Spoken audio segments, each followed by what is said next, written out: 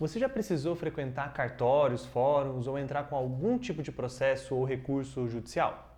Já precisou solicitar uma segunda via de algum documento? Já teve que enviar documentos que comprovassem que você era você mesmo?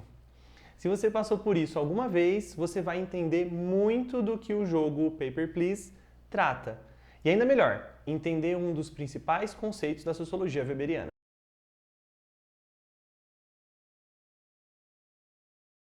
Esse é o primeiro vídeo dessa nova série que a gente vai lançar aqui no canal.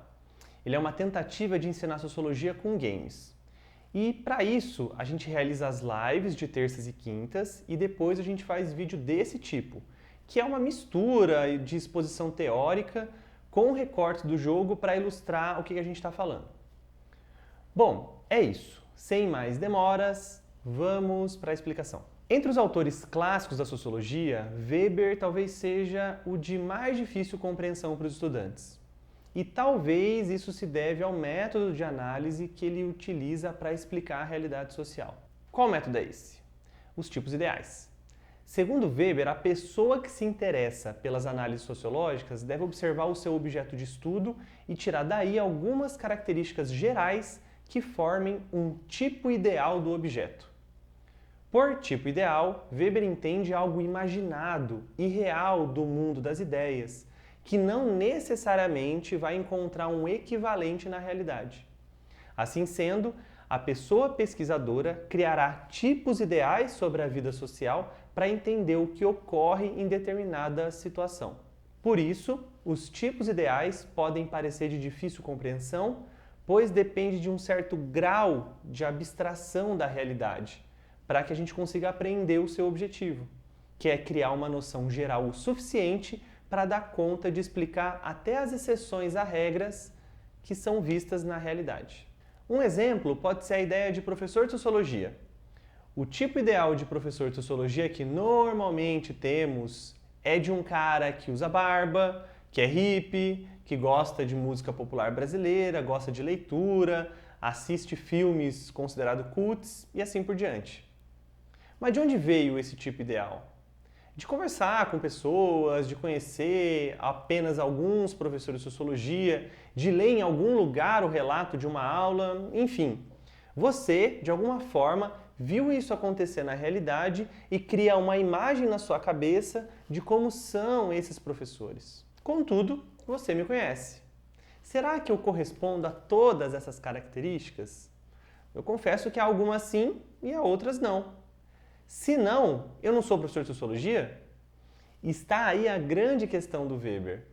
O tipo ideal melhor construído dará conta de mais fenômenos que tenta estudar. Esse tipo ideal de professor de sociologia é muito ruim, porque é limitado, usou pouco exemplo da realidade para ter a base, por isso que ele é fraco. Para fazer um bom tipo ideal, a pessoa socióloga deve conhecer a realidade em muitos sentidos, variações, dimensões e de tipos diferentes. E foi isso que Weber teve que fazer para criar a sua proposta teórica sociológica. Um dos pontos mais principais da teoria dele é considerar a ação como social. Isso significa dizer que, além das ações que não têm caráter social, aquelas que a gente faz acidentalmente ou de forma instintiva, existem aquelas que, antes de serem realizadas, levam em consideração a existência de outros indivíduos. Em outras palavras, a ação social é toda a ação que leva o outro em consideração. Neste caminho, Weber percebe que a ação social precisa ser melhor caracterizada e faz a seguinte distinção. Existem as ações tradicionais, que se pautam em uma repetição, em um costume ou em alguma ação recorrente daquele contexto social. As ações afetivas, que têm sua base nas emoções, que conduzem algumas ações humanas, como o amor, a alegria, o ódio, a raiva e todas as outras que a gente sente. As ações racionais com relação a valores, que são conduzidas pelos princípios e valores aprendidos com a convivência em algum grupo social. E, por fim, as ações racionais com relação a fins, que estruturam na medida em que possuem um objetivo a cumprir. Observe que esses 4 tipos de ação social são tipos ideais das ações humanas, Se você utilizar esse conceito para analisar a realidade, é muito difícil você encontrar um tipo puro de ação social. É sempre uma sobreposição de tipos de ações sociais que a gente realiza. A ação social que explica você assistindo esse vídeo pode ter vários tipos. Você pode assistir a todo o vídeo do canal, então é uma ação tradicional. Você pode assistir por curtir e se sentir bem com os conteúdos daqui, então é uma ação afetiva. Por concordar com os valores que suportam o nosso canal, então uma racional com relação a valores. Ou por estar querendo entender melhor a sociologia do ensino médio para uma prova ou um vestibular, e aí seria uma ação com relação a fins.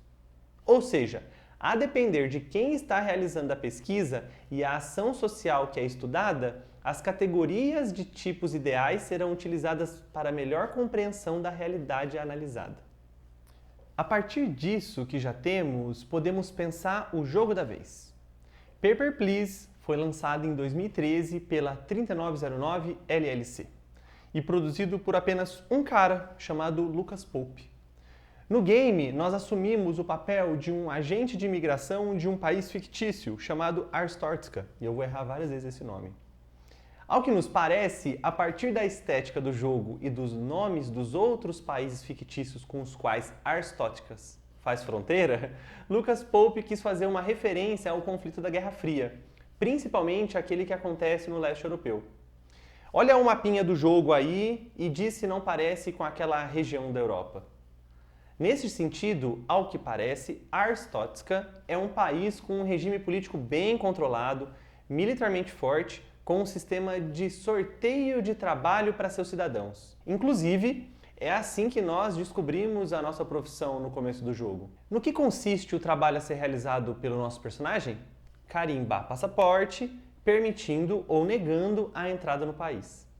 A partir do conceito de Weber sobre a ação social, podemos perceber esse trabalho como um baita desafio teórico-metodológico weberiano, porque a cada pessoa que passa na nossa cabine, eu sou instigado a realizar uma ação social de diferentes tipos. Em alguns casos, a pessoa que está tentando entrar no país está com todos os documentos corretos. Então, é fácil, é só realizar uma ação tradicional. Afinal, é só olhar e carimbar. Porém, em outras situações, faltam documentos ou eles estão preenchidos de maneira equivocada e, nesse caso, as ações sociais começam a variar.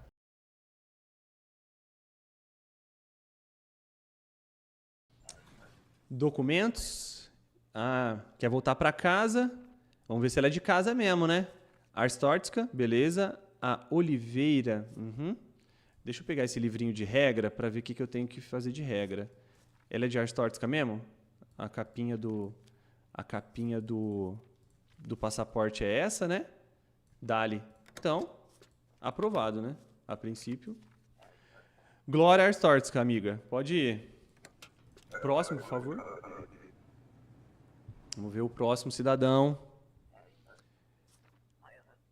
Enfim, este posto é menor do que eu esperava. Não é de Impor. Não é, mano. Não é daqui, não vai entrar, pô. Olha lá. Impor, não é de Arstótica. Tchau. Desculpa aí, não estamos aceitando. Volte para sua casinha. Só entram arstotskianos. A graça do jogo, para ilustrar esse conceito de Weber, é se colocar no lugar daquela situação e pensar em qual tipo de ação você se pautaria para decidir alguma coisa. Eu lembro de uma situação do jogo em que uma personagem me oferece uma cartinha de amor ao invés do passaporte, das licenças de entrada e ao invés da cédula de identidade e alguns outros documentos. Nessa situação, eu poderia ter utilizado a ação afetiva, me comovido e deixado ela entrar. Contudo, eu decidi seguir a ação racional com relação a fins e não permitir que ela entrasse sem os documentos. Mas daí você pode pensar, o que você faria nessa situação?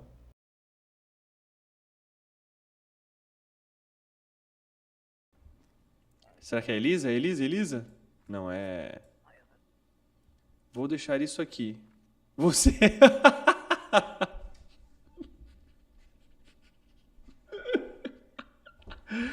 Você é fogo da paixão, mano. Você, objeto de tentação. amarrou meu coração. Aprova meu visto.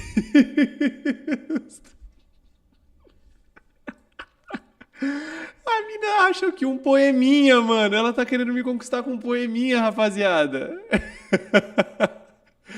Você é fogo da paixão, você é objeto de tentação, amarrou meu coração. Aprova meu visto? Ah, amiga, não vai rolar, pô. Você não tem os bagulho, véi. Aqui, ó, amiga, não vai dar, pô. Não vai dar. Você não tem a licença de entrada, mano. Não vai dar. Ah, não vai dar, amiguinha. Valeu. Mas eu te dei um papel tão bonito. Se fosse só a beleza do papel, pô, esses passaportes é tudo feio da porra. Muito feio. Vamos seguir para mais alguns conceitos weberianos que podem ser visualizados no jogo. Uma vez que a ação social está entendida, Weber dá um salto e pensa na relação social. O que ele entende por isso? Tem uma definição bem clara. Por relação social, entendemos o comportamento reciprocamente referido quanto a seu conteúdo de sentido por uma pluralidade de agentes e que se orienta por essa referência. Mas vamos deixar mais fácil, né? Relação social é todo comportamento que, ao ser realizado, vai ser compreendido por um grupo social específico e terá uma resposta deste grupo. Um exemplo. Quando você vai ao mercado comprar alguma coisa, você espera que lá tenha o seu produto, que caso não tenha, alguém reponha, que o mercado vai estar aberto, que quando você pegar o produto, vai ter alguém no caixa te esperando e que quando você tentar pagar, eles vão aceitar o seu dinheiro. Aí você sai de lá feliz com o que você acabou de comprar. Em cada uma dessas etapas, há uma relação social envolvida. Eu faço esse vídeo na esperança de que ele suba para o YouTube, que você assista, que curta, que compartilhe, que comente e que entenda o que eu estou falando. Mas pode ser que nada disso aconteça. Mas aí, essa coisa deixou de ser uma relação social? Claro que não. Se você entrou aqui e esperou ver um vídeo, mas não curtiu, isso também é uma relação social. A relação social não precisa acontecer de acordo com o que esperamos, mas para ela existir, ela deve ser compreendida pelo grupo social em que você vive e pronto. Contudo, Weber diz que, assim como as ações sociais podem variar de tipos, também existem variações nas relações sociais.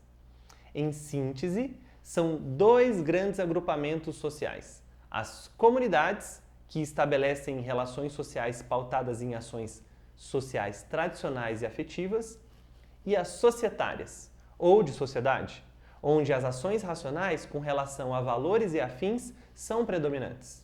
O que irá dizer quando acontece uma ou outra são as ações sociais que conduzem as ações dos indivíduos que fazem parte daquele grupo.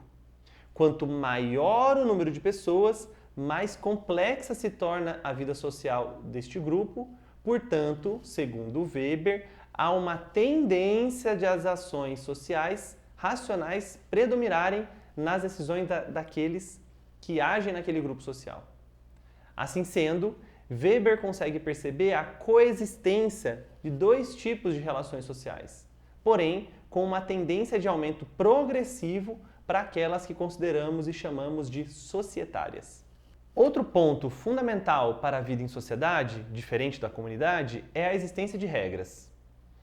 Segundo Weber, como a complexidade das relações societárias é maior, são necessárias estruturas fixas que organizam essa vida, ou seja, um conjunto de normas e regras. A razão está na impessoalidade das regras, que afeta a todos indistintamente e tem uma duração relativamente longeva na sociedade. A partir das regras, encontramos parâmetros mais sólidos para pautar as nossas ações sociais.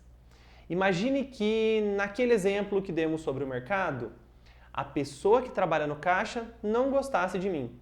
E aí, por isso, ela não quisesse aceitar o meu dinheiro. Se não existisse uma relação social societária em que regras impessoais estruturam a base dessas relações, eu nunca mais iria conseguir comprar naquele mercado.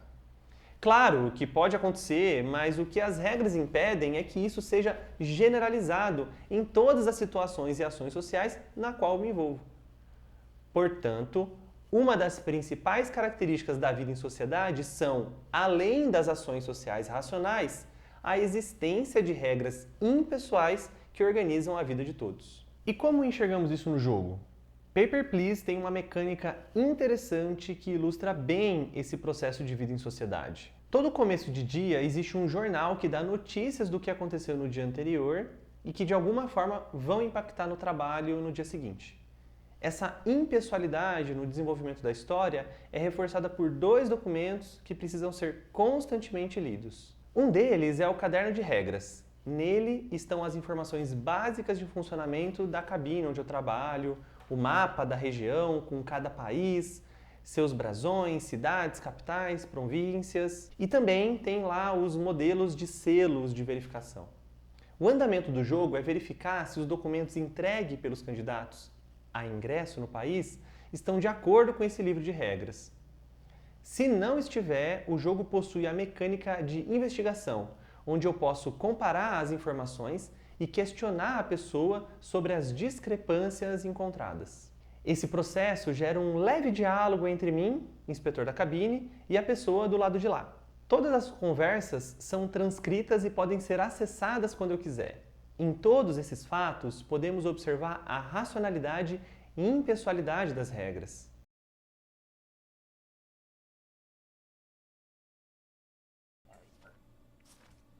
Tá. Ixi, impor. Já, amiguinha, não vai rolar, hein? Deu merda entre os países, eles não estão deixando vocês entrarem. Não vou poder te deixar, tá bom? Razão, recusado. Desculpa, amiga. É coisa maior que a gente, cara. Tretas dos estados, pô. Não tem o que a gente fazer. O outro documento é o Boletim Oficial do Ministério de Admissão, ou MDA. Nele há um recado direto do que eu devo fazer com base nas atualizações do dia anterior. Esse documento é interessante porque ele é a maneira que o Estado de Arstotzka utiliza para comunicar aos seus cidadãos os impostos de trabalho. Em algumas raras situações, o oficial superior a mim aparece para dar algum recado. E aí, quando isso acontece, é sempre algum ponto crucial da história e a troca de palavras entre eles é sempre de tom pouco amigável e direto, sem muita intimidade ou cordialidade. De novo, a racionalidade é perpassada por todas as situações que encontramos no jogo. Mas o que acontece caso eu não siga as regras impessoais estabelecidas? É possível que, pelo cansaço ou pela desatenção, eu deixe alguém que não cumpre todos os requisitos entrar em Arstotzka. Existe também a possibilidade de eu deixar entrar conscientemente aqueles que não deveriam, porque a história me comove. Seja para acompanhar algum cônjuge, para fugir do tráfico de pessoas, para escapar de um país ditatorial. E eu também posso barrar a entrada de alguém, sendo que essa pessoa tinha todos os requisitos para entrar no país. Quando alguma dessas situações de impedimento ou liberação indevida acontece, eu recebo um demérito do MDA. São emitidos 2 avisos sem penalidades. A partir disso, qualquer outro demérito irá me custar 5 créditos ao final do jogo, do dia, melhor dizendo. Novamente, a racionalidade da regra impera no Paper, Please, pois até a quebra da regra é recebida por papéis totalmente impessoais. Voltamos ao Weber. Nesse processo de aumento da racionalidade da necessidade de regras impessoais, ele consegue perceber que uma estrutura social nova surge desse processo, o Estado-nação. Mas o que seria isso? Agora, vale a pena a gente ler uma longa citação do Weber, mas que vai deixar tudo mais claro. O que caracteriza formalmente o Estado odierno é uma ordem administrativa e jurídica que pode modificar-se mediante estatutos, pela qual se orienta a utilidade da ação associativa do quadro administrativo, igualmente regido por estatutos, e que reclama validade não só perante os membros da associação, nela integrados essencialmente por nascimento, mas num âmbito vasto em relação a toda a ação ocorrida no território dominado, portanto, de harmonia com a instituição territorial. Mas, além disso, é característico que hoje só exista violência legítima na medida em que a ordenação estatal a permita ou prescreva. Por exemplo, concede ao pai de família o direito de correção, um resquício do que outrora fora o poder do senhor da casa, que chegava a dispor da morte e da vida do filho ou dos escravos. Este caráter monopolista da dominação violenta do Estado é uma característica tão essencial de sua situação atual como seu caráter de intuição racional e de empresa contínua. Foi importante lermos essa longa citação porque ela possui as principais características que Weber estabelece para um Estado-nação moderno. A primeira característica é o Estado ser um tipo de organização administrativa e jurídica que tem uma dominação legítima dentro de um certo território e, assim sendo, nesse espaço físico opera uma ordem racional, legal e específica, determinada por um conjunto de regramentos jurídicos que estabelece um conjunto de comportamentos, de expectativas, de valores que serão compartilhados por aqueles que se entendem como cidadãos daquele Estado. A segunda característica diz respeito à maneira como o Estado irá impor e garantir a sua dominação dentro de seu território e fora de suas fronteiras. Weber afirma que somente o Estado tem o uso legítimo da força, ou seja, é o único agente que pode prescrever ou permitir a violência como mecanismo de correção, coerção ou condução de algum comportamento. Esse monopólio garante que a regra aplicada e dá ao Estado um caráter de racionalidade acima de questões individuais e pessoais. Ou seja, se alguém é punido dentro de um determinado território, é porque foi contra algum ordenamento jurídico que prescrevia um comportamento diferente daquele que foi realizado. Neste caminho, não se questiona uma ordem do Estado, porque ela é racional. Não se questiona uma ação violenta do Estado, porque ele é legítimo em fazê-lo. Mas aqui é preciso fazer uma observação. O Weber está dizendo isso num nível teórico, abstrato. A gente vai conseguir perceber essa realidade no dia a dia, mas existe resistência às ações do Estado. E isso é constante e necessário. Nas maiores cidades do Brasil, nós vemos o uso legítimo da força do Estado e, em alguns casos, elas são incoerentes e desnecessárias. O movimento social Mães de Maio é um exemplo dessa resistência. Na descrição deste vídeo tem um link para um e-book gratuito que foi organizado pelo movimento e também tem um artigo que discute a importante ação de denúncia e memória que elas, as Mães de Maio e os familiares realizam. Agora, voltando ao jogo, como essa dominação do Estado-nação aparece no jogo? Existe uma atmosfera tensa no jogo, seja pelas cores utilizadas, pela maneira como as informações são passadas, seja pelo enredo que vai se estabelecendo com o passar dos dias. O jogador começa a perceber que é necessário andar na linha, principalmente pelo medo de ser punido, caso vá contra as regras. O jogo possui mais de 20 finais possíveis. Em um deles, por conta de eu ter aceito um suborno do grupo terrorista EZIC, ou o grupo A Ordem da Estrela, eu fui preso e aí a jornada acabou para mim.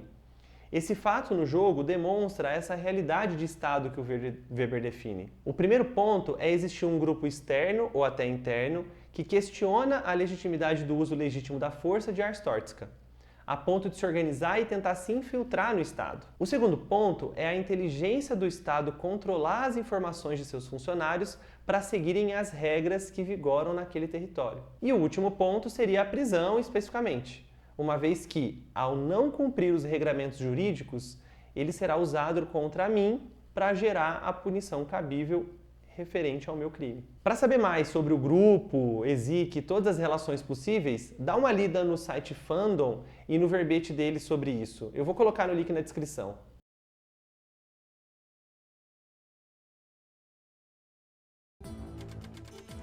Sétimo dia, 7 de dezembro.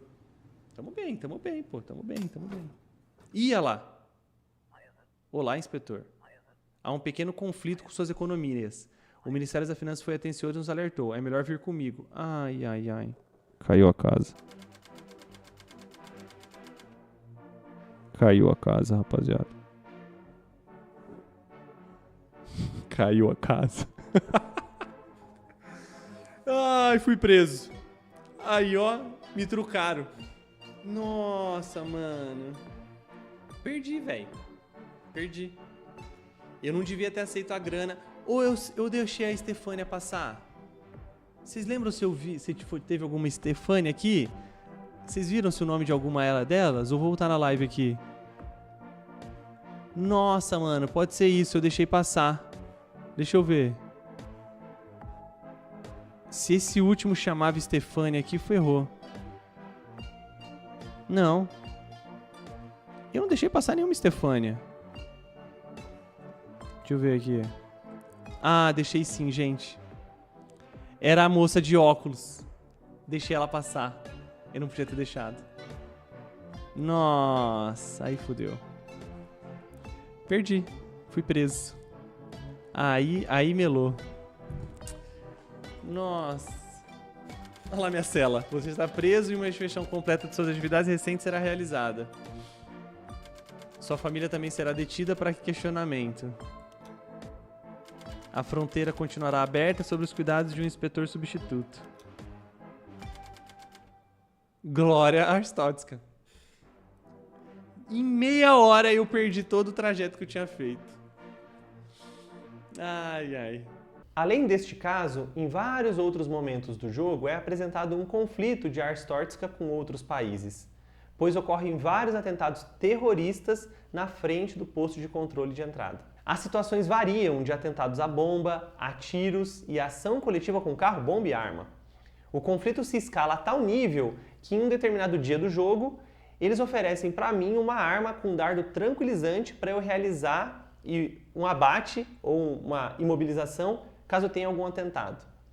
O detalhe curioso é que o jogo me bonifica caso eu realize um tiro certeiro no terrorista. E como último exemplo da existência deste estado, são os casos de tráfico de armas e drogas, envolvendo vários personagens, mas um muito especial que é o Georgi Kostava. Esse é um personagem que incorpora toda a quebra da racionalidade possível de uma vida societária. Ele aparece em vários dias do jogo. E o engraçado é que ele sempre tenta dar um jeitinho de entrar em Arstotzka. Seja sem documento, com um documento criado por ele mesmo, com documentos falsos e, por fim, carregando contrabando para dentro de Arstotzka. Em qualquer situação, você pode prendê-lo ou permitir a sua entrada. Também no site Fandom tem uma descrição detalhada de quais os dias e as ações de cada dia que o Georgi realiza na cabine de inspeção. No dia 3, por exemplo, ele comenta que Arstotzka tão grande, passaporte não necessário, certo? E no dia 4, ele apresenta um passaporte falso com um país fictício chamado Cobrastão. O passaporte tem até uma cobra desenhada à mão na capa. Os dias que seguem e a relação com a personagem vai mudando com as decisões do jogador. Novamente, a existência de Georgi Kostava reforça o Estado-nação de Arstotzka e o conceito weberiano que explicamos anteriormente. E finalmente, temos o conceito máximo de Weber que, ao meu ver, funciona muito bem para explicar o jogo Paper, Please. Se há um conjunto de relações pautadas em regras que são organizadas em ordenamentos jurídicos e colocadas em ação por um Estado-nação, faz-se necessário um conjunto coeso de pessoas para dar vida a esse ordenamento jurídico. Nesse sentido, Weber define a existência da burocracia. A burocracia pode ser definida da seguinte forma: um aparato técnico-administrativo formado por profissionais especializados, selecionados segundo critérios racionais e que se encarregam de diversas tarefas importantes dentro de algum sistema. E uma das mais marcantes características da burocracia é a hierarquia. Sempre há uma ordem de procedimentos e de pessoas a serem consultadas ou fazerem alguma ação. Weber estabelece algumas outras características sobre a hierarquia juntando com a burocracia. Funcionários que ocupam cargos burocráticos são considerados servidores públicos. Funcionários são contratados em virtude de competência técnica e qualificações específicas. Funcionários cumprem tarefas que são determinadas por normas e regulamentos escritos. A remuneração é baseada em salários estipulados em dinheiro. Funcionários estão sujeitos a regras hierárquicas e códigos disciplinares que estabelecem as relações de autoridade. A partir dessa lista, é possível perceber o jogo como um exemplo claro de burocracia. Tudo o que demonstramos até agora ganha mais clareza com essa definição de Weber. A condição de funcionário de Arstotzka que assumimos, as regras passadas por cadernos, o salário no final do dia e a vigilância do trabalho realizada pelos superiores são ilustrações exatas do que Weber afirmava ser a estrutura fundamental de uma vida societária no Estado moderno e nação. E assim que surge a burocracia. Concomitante, temos o desencantamento do mundo, que de forma bem breve, pois o vídeo já está bem grande, é a impossibilidade de perceber o mundo de forma diferente. Diferente da racionalidade, tirando toda e qualquer subjetividade, esperanças mágicas, interferências divinas e sobrenaturais na realidade. O que resta, segundo Weber, é uma vida aprisionada nos próprios instrumentos que criamos para organizar a vida em sociedade. A burocracia é semelhante a uma jaula de aço que no jogo pode ser tanto a que eu mando as pessoas presas ou aquela que eu me encontro todo dia de manhã, sentado e carimbando os documentos das pessoas que tentam entrar em Ars Tortica. Bom, é isso, pessoal. Aqueles que ficaram até aqui, comentem o que acharam desse novo formato, se dá para compreender, se tem utilidade para os objetivos de vocês. E eu gostaria muito de ter esse feedback, certo? A gente fica por aqui e até as próximas lives e os próximos vídeos conceitos. Tchau, tchau!